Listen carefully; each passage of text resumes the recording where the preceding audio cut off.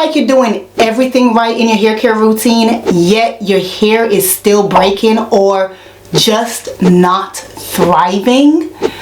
Girl, the real issue might be deeper, literally.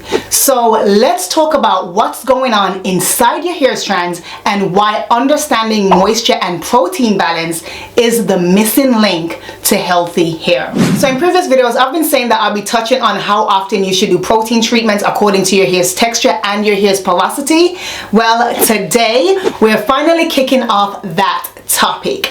But first, if you've been slathering on butters and oils but still struggling with dryness or breakage, this might be why. So before we dive into protein treatments, we've got to start with the foundation of healthy hair, and that's the balance between moisture and protein.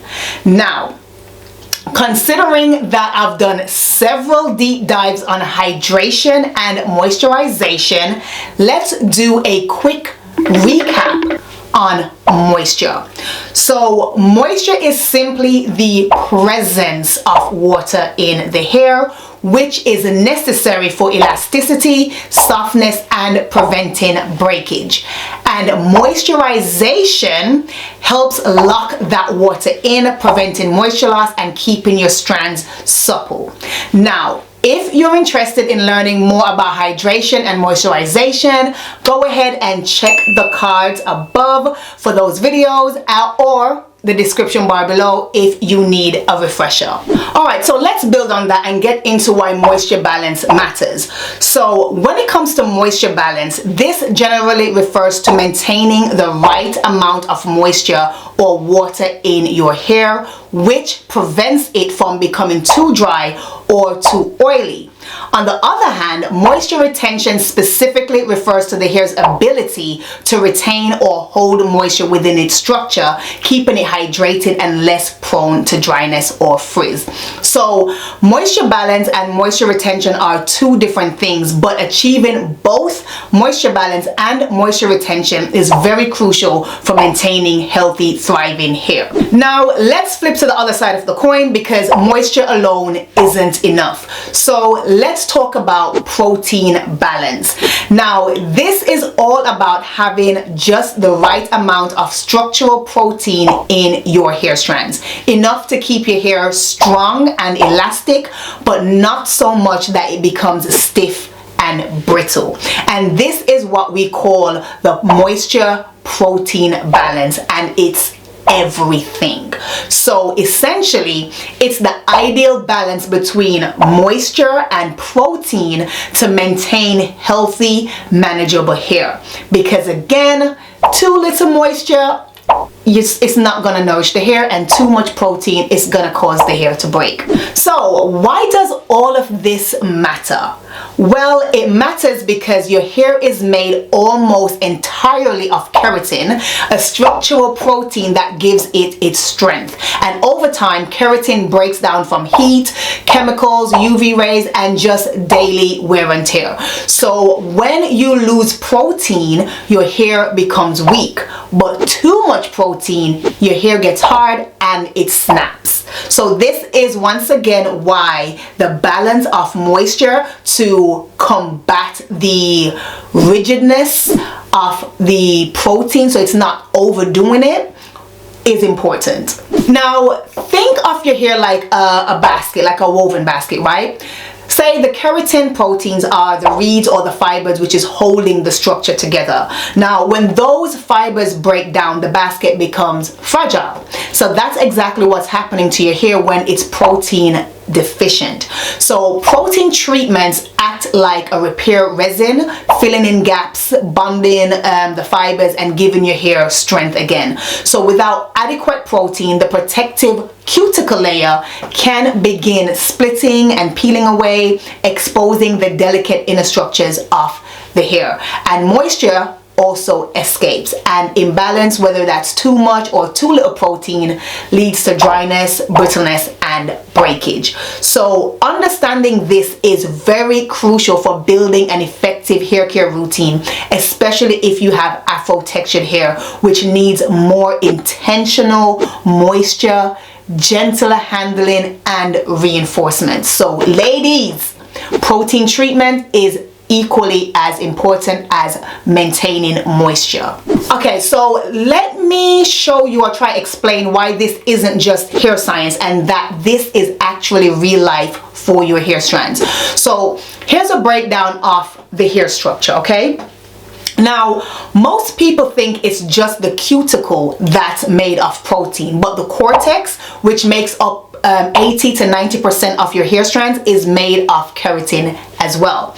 That's why we say 95% of the hair is protein, with only 5% being moisture, lipids, and pigment. So this emphasizes why moisture is important when it comes to the hair, especially our hair, our Afro textured hair, considering our cuticle count, because once again, if there's too much or too little protein, your hair either becomes rigid or weak, which both leads to breakage. Now, the cuticle layer of your hair serves as the first line of defense, and that is also made of protein. And this is where protein balance becomes extremely critical, because when the cuticle is strong, right, it's not damaged, it protects the internal structure of the hair. So that's the cortex and the medulla from damage caused by improper hair care practices and the use of styling tools, etc. It also locks in hydration and helps to regulate moisture levels, like I explained a little bit earlier, right? And also, considering where our hair actually falls on the porosity spectrum, protein balance is important to reinforce the structure of the hair shaft, with which often, I need to get my words out, which often has fewer cuticle layers and is more vulnerable.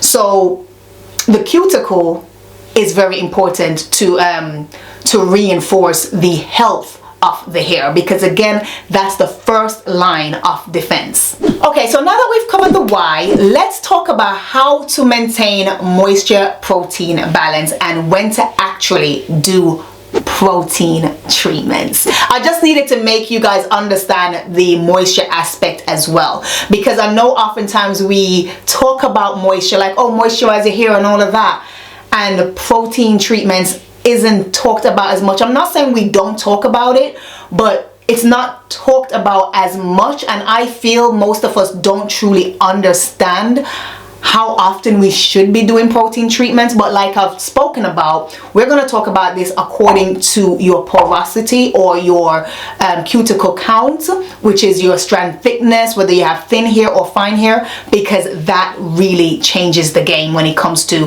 when to do protein treatments. Now here's my rule of thumb to maintain moisture and protein balance. Simply alternate between protein and moisture treatments each wash day. So if this wash day you do a protein treatment, next week you're going to focus on deep conditioning. However, when I do my protein treatments, I always mix my protein with a moisturizing deep conditioner to keep the balance. Then the following week I only will do a moisturizing deep conditioning treatment after washing my hair. So that's how I do it. So that's what I would suggest to you. But let's break it down based on your porosity, which comes down to your strand thickness. So let's say your hair is protein deficient, so that's high porosity hair types.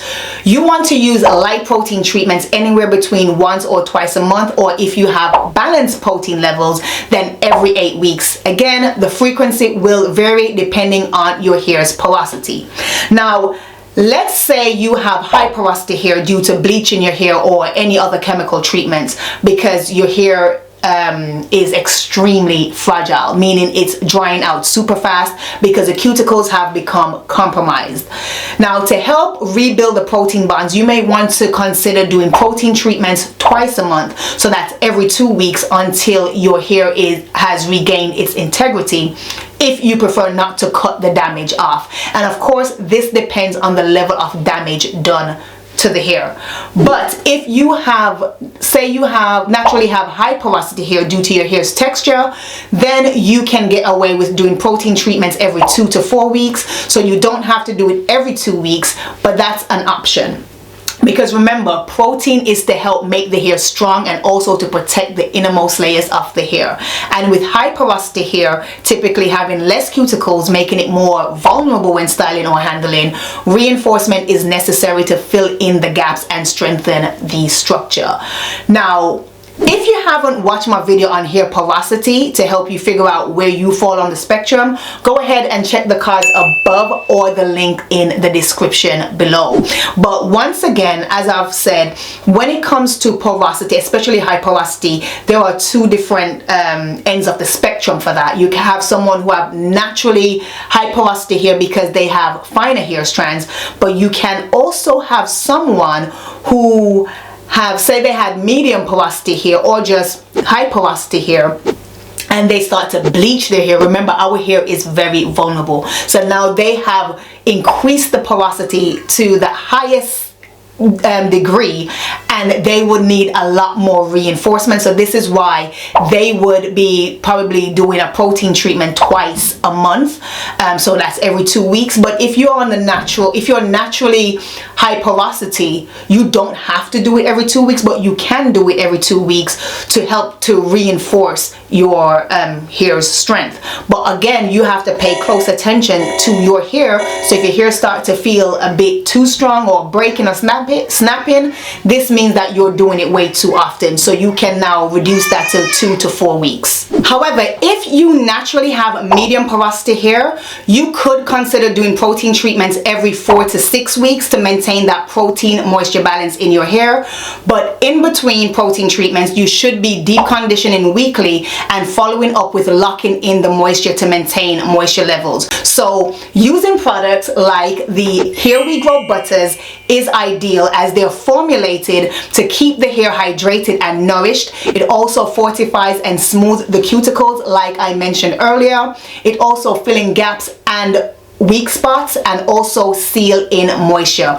And you can use these whether you're low, medium, or high porosity, because they're designed to support retention and balance, as I have discussed in previous videos. So definitely check those out in the description bar below. And lastly, if you have low porosity hair, then you want to do protein treatments every 6 to 8 weeks, especially if we consider your cuticle count. So if you have low porosity hair, your hair needs protein in moderation, as you don't want to do this too frequently, because it would make the hair become more rigid, and that will make it easy to snap. Now, what if you've got protein overload, which means that your hair feels stiff, brittle, or it just feels off? Well, your focus will be on moisture-rich, deep conditioning treatments. So you want to look for ingredients like glycerin, aloe vera, honey, panthenol, fatty acids, and avoiding products that has protein ingredients, which includes like keratin, collagen, silk protein, wheat protein, rice protein, any protein. Avoid it, okay? Because remember, the goal of maintaining moisture and protein balance is to prevent breakage, retain length, and keep your hair strong yet flexible. So if you're seeing signs of breakage or dullness, it's time to evaluate whether you need more protein or more moisture. But how do you know which one your hair needs? Therefore, so many questions. Well, in the next video, I'll be discussing exactly how to tell if your hair is protein deficient or suffering from protein overload. So make sure to hit that subscribe button and turn on your notifications so you do not miss that video. And if this video helped you understand your hair better, give it a big massive thumbs up and let me know in the comments below. And also let me know what's your current moisture protein routine. I can't wait to talk to you guys.